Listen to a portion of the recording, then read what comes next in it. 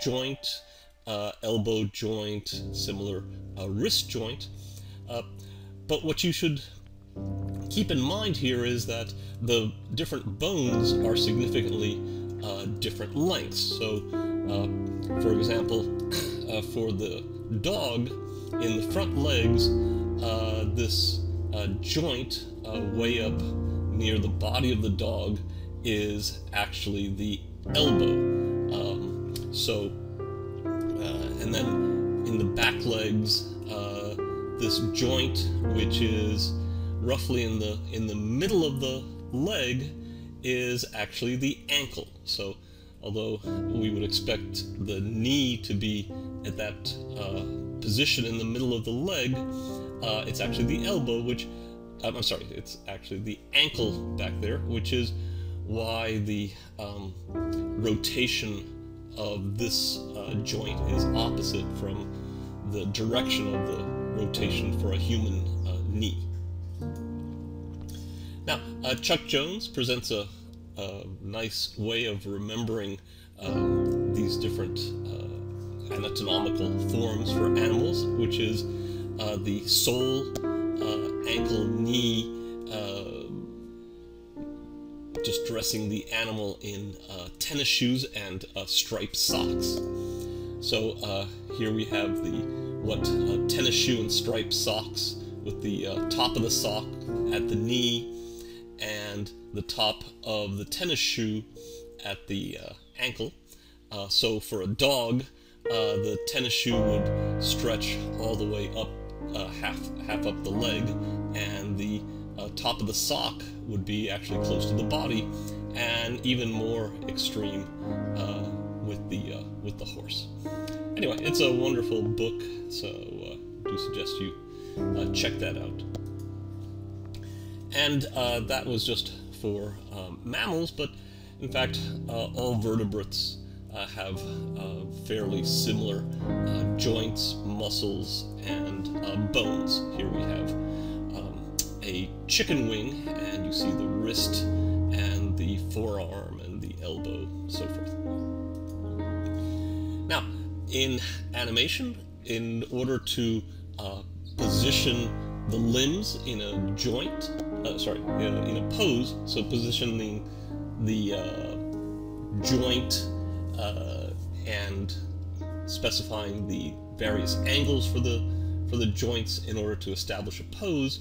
One way of doing this is with forward kinematics, and in this case the animator would determine the angle of rotation for each joint. So you would presumably start with the shoulder, rotate that to the desired angle, then rotate the elbow, and then finally establish the angle of the wrist.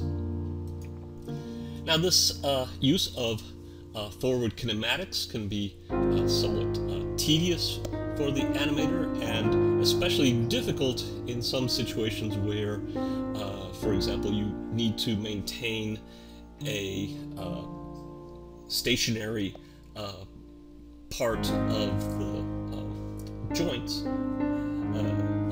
A common example is if you have a character that is walking, establishing the angles for the different joints, say the hip and the knee, fixing those frame by frame while maintaining a planted foot, so that in other words, the foot doesn't slide in an unnatural fashion, is rather difficult with forward kinematics.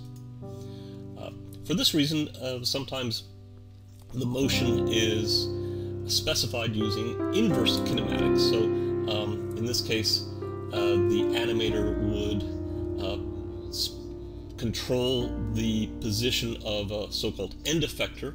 The end effector might be the hand, so the animator would position the hand, and then the computer would calculate the angles for the elbow and the shoulder. Now, this inverse kinematics isn't foolproof in that the rotations that are calculated may not be natural poses. You may lift the hand up to do a high five, and some of the intermediate positions may look awkward and unnatural. And furthermore, the timing of the motion from the starting position to the end position may not be correct. So, in summary, in computer graphics, characters are posed and animated by rotating the joints. Vertebrates have similar revolute joints that are either pivot joints, hinge joints, or ball and socket joints.